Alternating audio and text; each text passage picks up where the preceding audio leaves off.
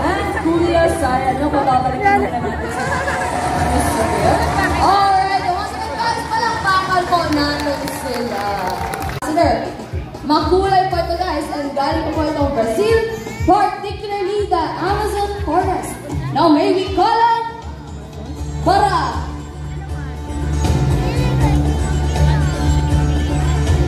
Nakamandapon. Tara. Ayun. Once again guys, this is Barak with Kuya Jimar. Naman po pre-seeds with Kuya Jimar.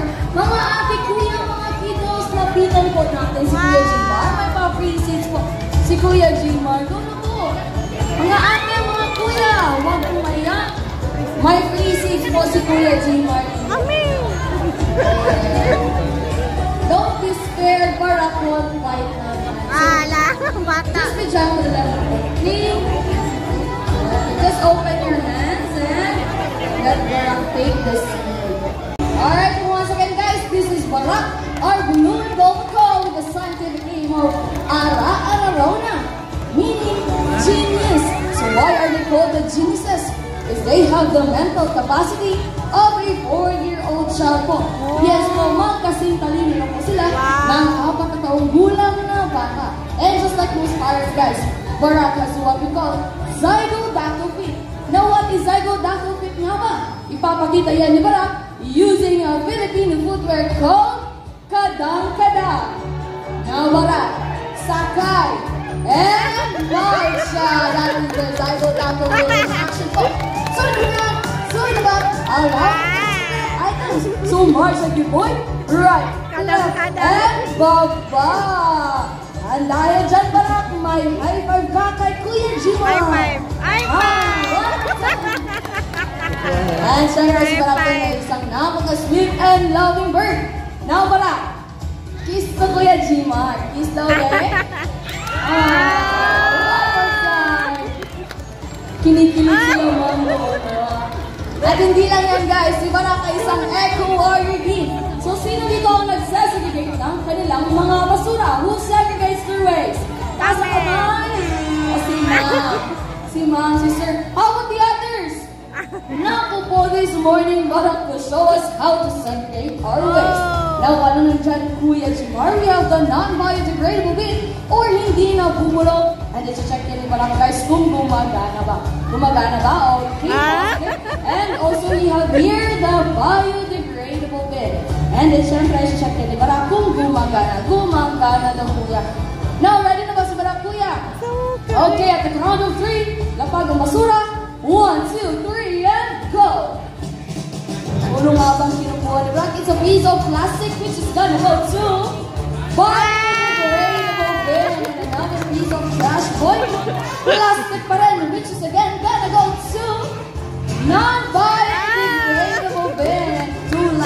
Last two na lang boy. Dahon. Leaf or dahon, which is gonna go to biodegradable bin. One last piece of trash boy.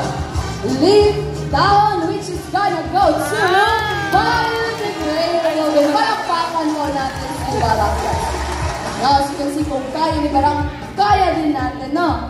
Na dahil galing pa pong Brazil si Barak, magpapaalam na po siya ng mga mommy, sir, mga ate, kuya. Wave bye-bye to Barak po. Wave bye-bye. Ayan, bye-bye. Now, Barak, mag-bye-bye na sila sa'yo. Mag-bye-bye ka na rin, Barak. Bye-bye. Bye-bye na. Uy. Bye-bye. Uy. Okay. Bye-bye. Bye-bye. Barak. Now, when Barak do that po, ibig sabihin, he still wants to stay social. However, we need to highlight our other animal ambassadors, right, Barak? Once again, guys, this is Barak, our blue and gold call with Kuya Jimar. Palakpakan po natin sila, guys. Apollo. And that is Apollo, our umbrella-crested cockatoo with the scientific name of Kakatua alba, meaning older brother in Indonesian. Now, did you know that Apollo here is a multi-talented star? Who wants to see Apollo dance? Nasa kabahay, who wants to see Apollo dance? Ang dami mong fans sa Apollo. Ito, how about Kuya Michael? Who wants to see Kuya Michael dance? Ang dami mong fans. Eh, sayo kayo dalawa, Kuya, ha? Now, Mamara, music please. Tayo,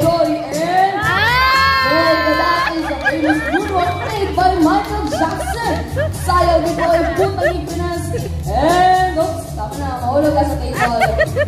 Palakpakan po natin si Apollo, guys. At syempre, hindi lang yan, dahil multi-talented star na si Apollo, marunong din siyang umarte. Now, Apollo, what do we do if we see a predator? May agila boy. Andiyan sa taas ko ba yan?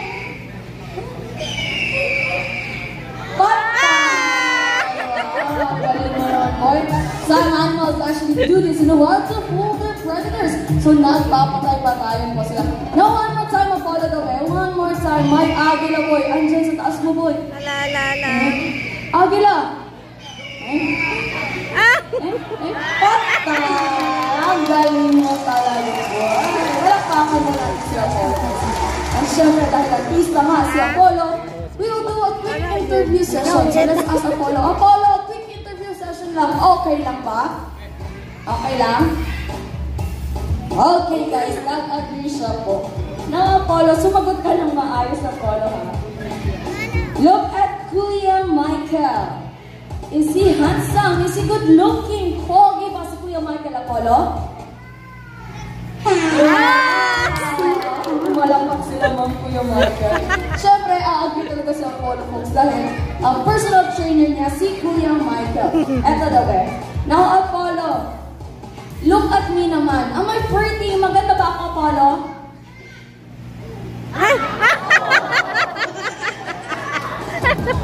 Ba't si Kuya Michael mo? Joke lang. Now let's take it sa mga audience na lang po. Sige, let's choose Apollo. Ito daw si Ma'am Dove. Yan si Ma'am na naka-white. Apollo, look at Ma'am. Is she pretty? Maganda ba si Ma'am Apollo?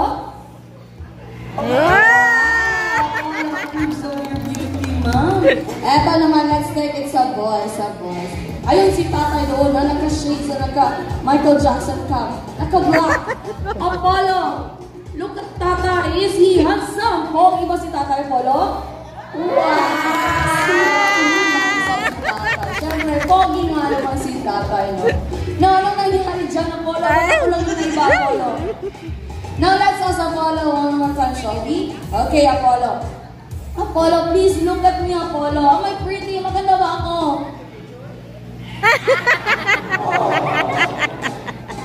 Kulit mo pala na, boy. Now, guys, palakpakan po natin si Apollo with Kuya Michael. Ano yan? Kuya Michael? Ni Apollo na si Jumbo. And that is Jumbo, our other umbrella-crested cockatoo.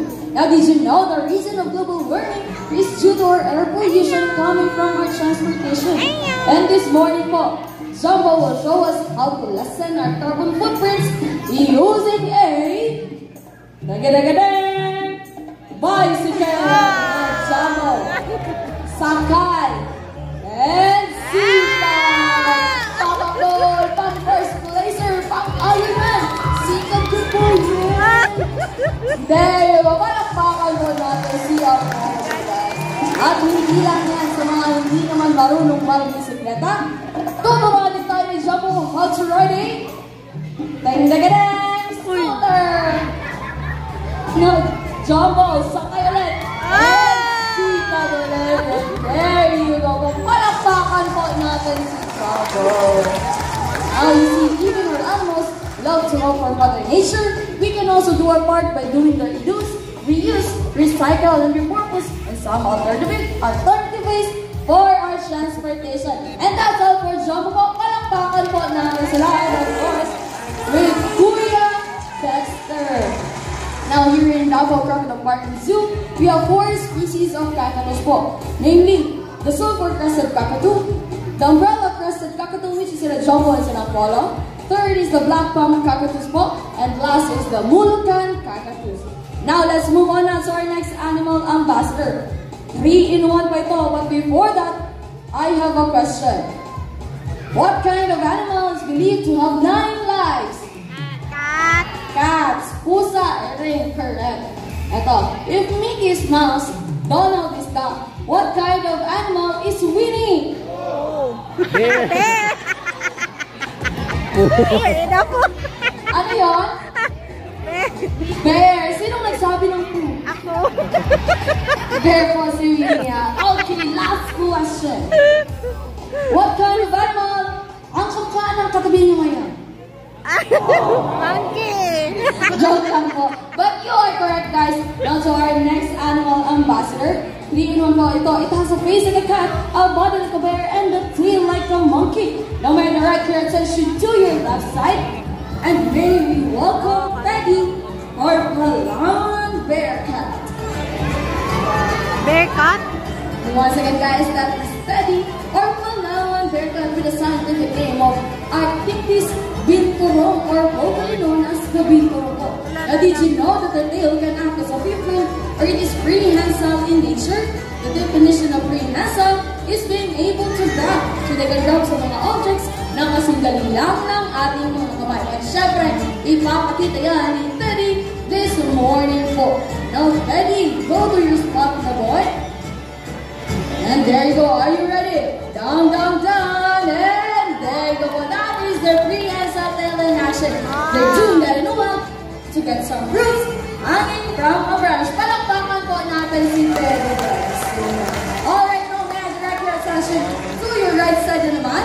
And may we welcome Uno, Teddy's older brother. I'm here na Uno.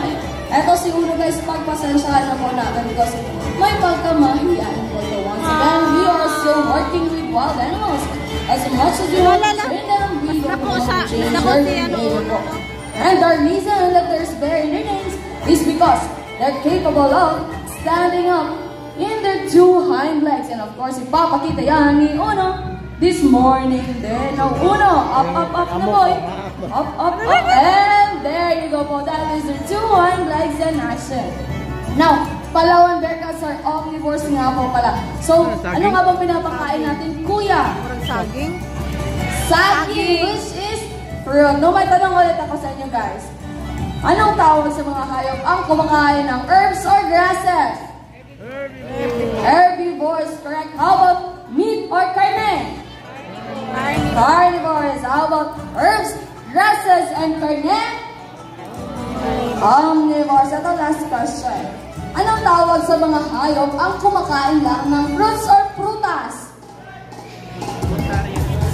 Fruit salad? Fruit salad. Kasi na nakakaalam. Basta kamay. Okay, tuturuan ko na lang po kayo kung sa. The answer is frugivore. So ano nga yun? Frugivore. Frugivore. Thank you so much. Now, let's just wait for Teddy and Uno lang po na makabalik and we can proceed na to our last animal ambassador. Okay, nakabalik na si Teddy. Ito naman si Uno. Pwede na ba tayong kuya talaga? Okay, pabalik na din si Uno. Now, let's proceed now to our last animal ambassador. Ito guys, sila ang tinigilaan ng maraming kababaihan. The fan favorite na sina Piolo and Daniel. Wow! Si Uno. Hinay kay si Uno. Piolo? Bear cat. Uy, Daniel. John Lloyd.